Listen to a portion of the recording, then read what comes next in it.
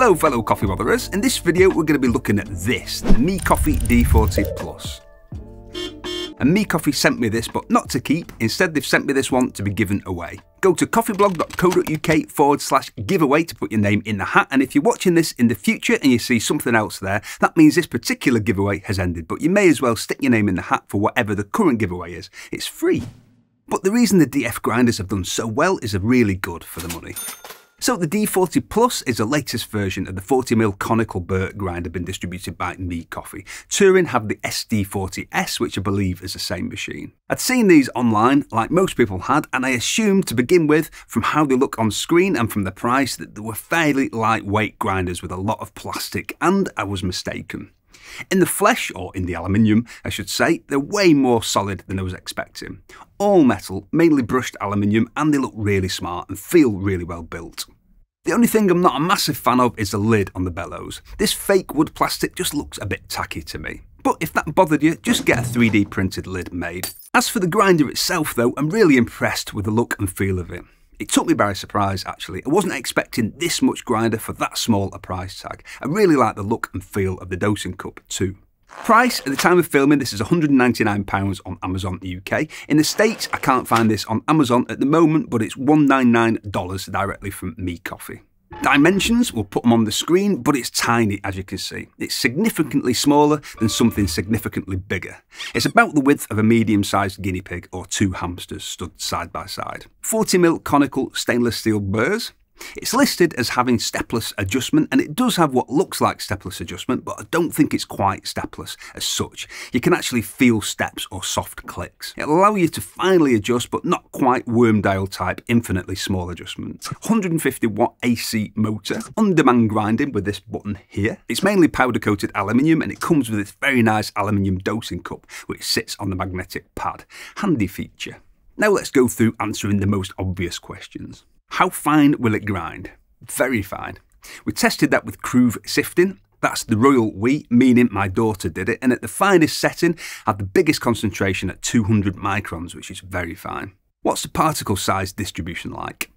Pretty flipping good, I think, and we'll put the chart on the screen from the Groove sifting so you can see for yourself. This is something I've recently started testing with grinders, and I don't have expensive particle analysis machines or anything like that, just Groove sifters. What I'm mainly looking at is the focus of the distribution peak.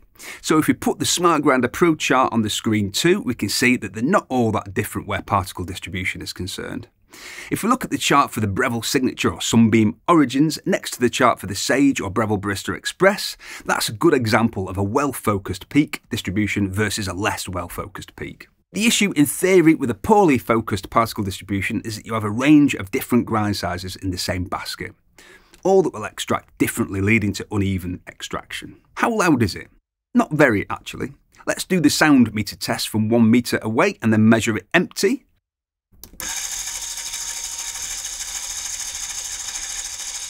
And now measure it grinding.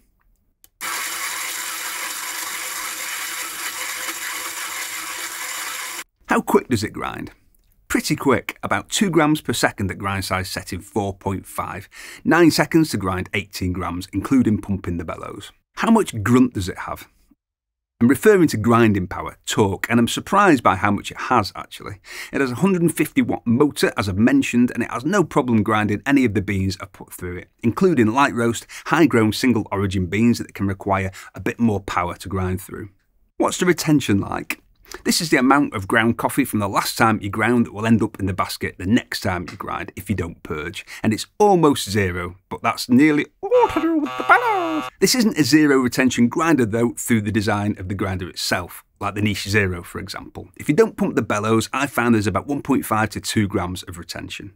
Static. There's a little bit, not a great deal. RDT or the spoon handle technique should reduce it. Taste. That's mainly going to come down to the beans you're using and how well dialed in you are. There's really nothing about this grinder that I'd be concerned about when it comes to getting dialed in. As I've said, it has plenty of power, it'll grind more than fine enough, the particle distribution is well concentrated and you can make small adjustments. So you should be able to get just as decent espresso with this as with the Sage or Breville Smart Grinder Pro, Brezza Encore ESP or the Leap Thread. Negatives. There are only a handful of negatives for me with this grinder, and they're all relatively minor, remembering the price. As I've said, I'm not a fan of the plastic hopper lid, and the shiny black bellows maybe let down the overall look a little bit. I think a matte black bellows with a matte black lid would have looked a bit better personally, but that's not a big deal. They're sold as stepless, and I don't think that's quite accurate as I've mentioned. You can feel a soft click as you're adjusting. The on-demand button I sometimes find a little bit frustrating.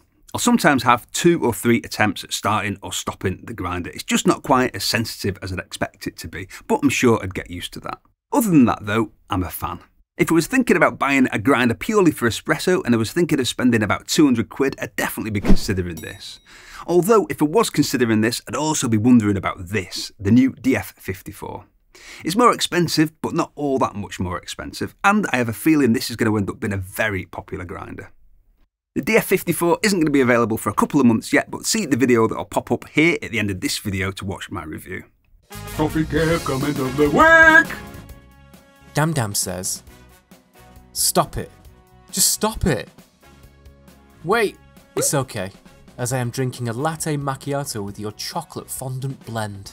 Carry on, good sir. Carry on. I love the machine as well.